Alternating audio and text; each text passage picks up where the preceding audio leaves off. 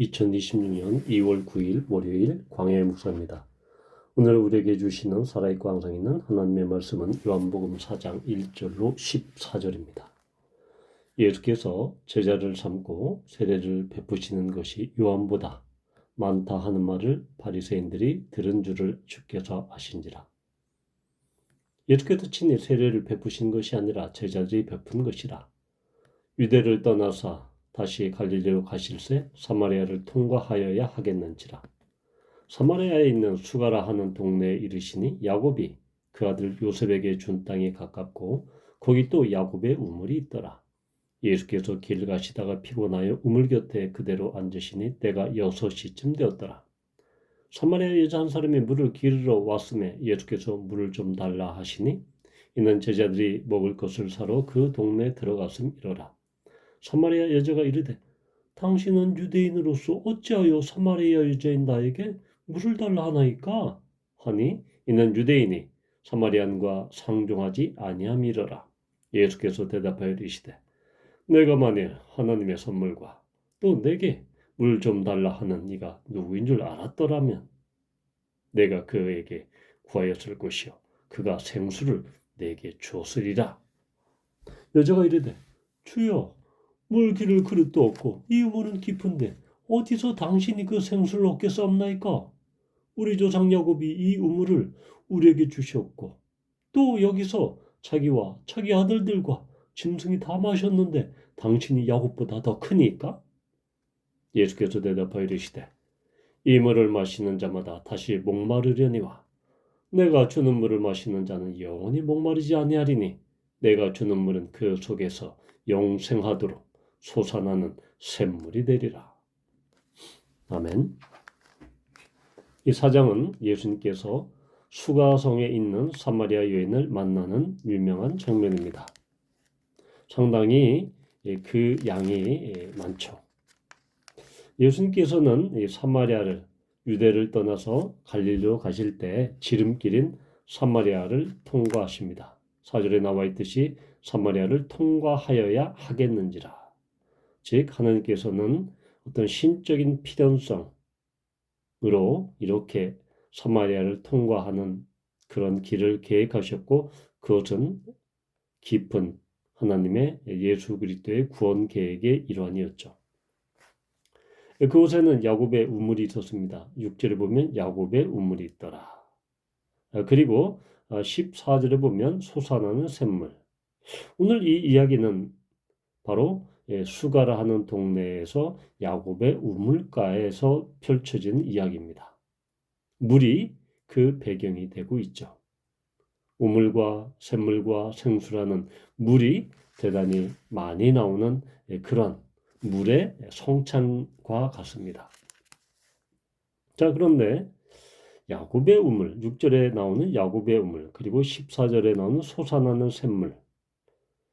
개역개정은 우물과 샘물로 각각 번역이 되어 있어서 이것이 다른 말로 이렇게 아닌가 오해할 정도입니다. 그러나 야곱의 우물의 그 우물과 14절에 솟아나는 샘물, 그 샘물은 똑같은 히브리어입니다. 헬라어죠. 페게라고 하는 헬라어입니다. 바로 이 우물과 샘물은 이 페게라는 이 단어는 자연적으로 이 솟구치는 그러한 이 물을 가리킵니다. 이것은 이 인공적인 것이 아니죠. 반면에 여자는 11절과 12절에서 우물을 이야기합니다. 똑같이 야곱의 우물을 지칭하는데 이 우물은 깊은데 또 이 우물을 야곱이 우리에게 주셨습니다. 라고 하면서 우물을 이야기하는데 6절에 있는 야곱의 우물에서 그 우물과 여자가 말하고 하는 이 우물은 다른 헬라어입니다. 즉 프레아라고 하는 그런 헬라어죠. 이 우물의 의미는 바로 인간이 인공적으로 인위적으로 그렇게 파서 만든 그 우물, 그 물을 바로 그 프레아라고 하는 그 우물입니다. 이렇게 똑같은 우물을 두고 야곱은 요한은 의도적으로 페게와 프레아라고 하는 자연적으로 이렇게 솟구치는 그 샘물 원천으로서 그 우물을 이야기하고 여자는 그 우물 즉 인공적으로 인위적으로 파서 만든 그 우물을 이야기합니다. 의도는 명확하죠. 무엇입니까? 여자가 말하는 그 우물, 인공적으로 파고 인공적으로 사람들이 만들어야 하는 그 고여있는 그 우물, 그것은 인간의 한계성, 인간의 제한성, 인간의 부족함을 상징적으로 보여주고 있습니다. 그런 반면에 바로 야곱의 우물, 그리고 예수님께서 쓰시는 그 샘물은 바로 솟구쳐서 이것이 이 원천이 되는, 물의 원천이 되는 그런 것. 그래서 예수 그리스도가 바로 이러한 마르지 않는 샘물, 그 수원이다, 원천이다 라는 것을 강조하고 있죠. 따라서 요한은 지금 예수 그리스도가 바로 이 목마르지 않는, 계속해서 공급되는 그런 수원, 원천으로서 예수님을 그리고 있다라는 것이죠. 바로 깊은 근원 가운데 솟아나는 그 우물, 그것이 바로 솟아나는 그 샘물의 그 폐계다라는 것이죠. 그렇기 때문에 이 솟아나는 샘물은 10절에 나와 있는 것처럼 마치 하나님의 선물이다. 왜냐하면 사람이 그렇게 노력하고 인위적으로 인공적으로 만든 그 우물이 선물이 아니라 하나님께서 주시는 이 속으로부터 깊은 근원으로부터 솟아나는 그 우물, 그 샘물이 바로 하나님의 선물이다라는 것을 이야기를 하죠. 그래서 그 생수를 예수 그리스도가 줄 수 있다. 바로 이 생수는 유대인들의 이 정결예법에서 바로 이 고여 있는 물로 그렇게 정결례를 행할 때는 그 효과가 약하죠. 그런데 이 생수, 10절에 나와 있는 그 생수는 이 리빙 워터죠. 이 흐르는 물, 그 흐르는 물로 정결례를 행할 때 온전해질 수 있다는 것을 유대인의 정결예법은 알려주고 있는 것이죠. 그래서 예수 그리스도가 하나님의 선물로 생수를 주시고 또한 샘물을 주시는데 이것은 이미 구약의 예언자들이 예언한 것을 볼 수 있습니다. 예레미야 2장 13절은 이렇게 얘기합니다. 내 백성이 두 가지 악을 행하였나니 곧 그들이 생수의 근원되는 나를 버린 것과 스스로 웅덩이를 판 것인데 그것은 그물을 가두지 못할 터진 웅덩이들이니라. 그래서 생수의 근원 대신 하나님을 이스라엘 백성이 배반했다, 거역했다라고 기록합니다. 생수의 근원이 바로 하나님이시다. 바로 솟아나는 샘물, 생수를 예수 그리스도가 줄 수 있는데 바로 하나님이신 예수 그리스도가 그러한 생수로서 솟아나는 샘물을 종말론적으로 줄 수 있다는 것을 이미 예레미야는 예언하고 있는 것입니다.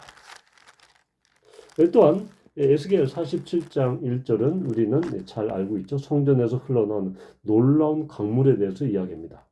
그가 나를 데리고 성전문에 이르시니 성전의 앞면이 동쪽을 향하였는데 그 문지방 밑에서 물이 나와 동쪽으로 흐르다가 성전 오른쪽 제단 남쪽으로 흘러내리더라.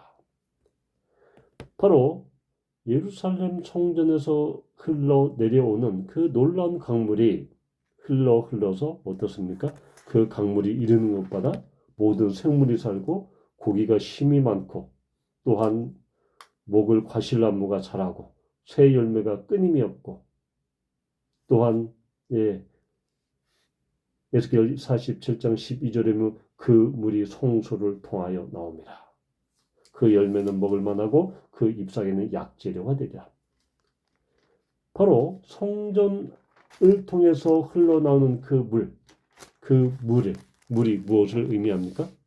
결국은 예수 그리스도가 성전 자체이다라는 것이죠. 이 장에서 성전 정화 사건에 나오는 그 예수 그리스도의 성전 되심, 그 분이 바로 생수, 성전 되신 예수 그리스도께서 그 성수에서 에스겔에 이렇게 나오는, 그리고 또한 스가랴 14장 8절에서 나오는, 스가랴 14장 8절은 이렇게 이야기합니다. 그날의 생수가 예루살렘에서 솟아나서 절반은 동해로 절반은 서해로 흐를 것이라. 여름에도 겨울에도 그러하리라. 바로 예루살렘 성전에서 흘러나온 그 생수, 그 생수가 예수 그리스도께서 이제 생수가 흘러나와서 공급해 줄 것이다 라는 것이죠. 그래서 이 솟아나는 생수, 샘물은 14절에 이야기하는 것처럼 무엇입니까? 속에서 솟아난다. 결국은 이런 이미지는 결국은 뒤에 나오는 요한복음 7장과 연결이 됩니다. 요한복음 7장 37절에서 39절은 이렇게 이야기합니다. 명절 끝날 곧 그 큰 날에 예수께서 서서 외쳐 이르시되 누구든지 목마르거든 내게로 와서 마시라. 나를 믿는 자는 성경의 이름과 같이 그 배에서 생수의 강이 흘러나오리라 하시니 이는 그를 믿는 자들이 받을 성령을 가리켜 말씀하신 것이라. 예수께서 아직 영광을 받지 않으셨으므로 성령이 아직 그들에게 계시지 아니하시더라. 바로 이 생수는 무엇입니까? 곧 성령입니다. 예수님을 믿는 자들이 받을 그 성령이 바로 생수다라는 것입니다. 따라서 예수 그리스도가 생수의 근원이시며 솟아나는 샘물로서 성령을 공급해 주시는, 성령을 부어주시는 그러한 분으로 지금 이 이야기에서 나오고 있다는 것이죠. 그건 이미 앞장인 3장 34절에서 이미 예고하고 있습니다.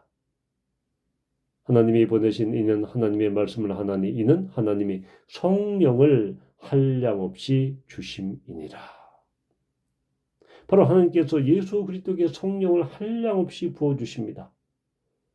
또한 예수 그리스도 역시 하나님으로서 성령을, 솟아나는 샘물이요 생수인 그 성령을 부어주시고 공급해 주십니다. 그래서 우리는 니고데모에게 말씀하신 그 말씀을 우리는 다시 소환하게 되죠. 니고데모에게 3장에서 예수님은 어떻게 말씀하셨습니까? 3장 5절에 보면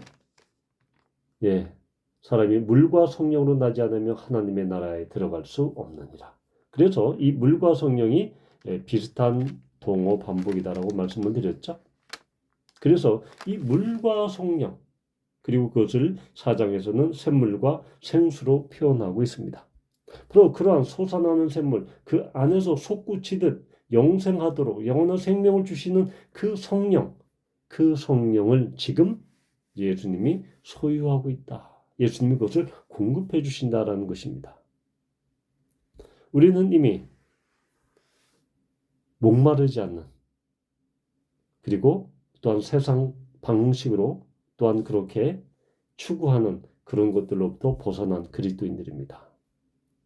사마리아 여인처럼 자꾸 우리의 의지와 노력과 힘으로 뭔가 우물을 파서 그것이 우리에게 어떠한 목마르지 않을 것으로 생각하지만 그 우물은 결코 우리가 판 우물은 계속해서 목마르게 합니다.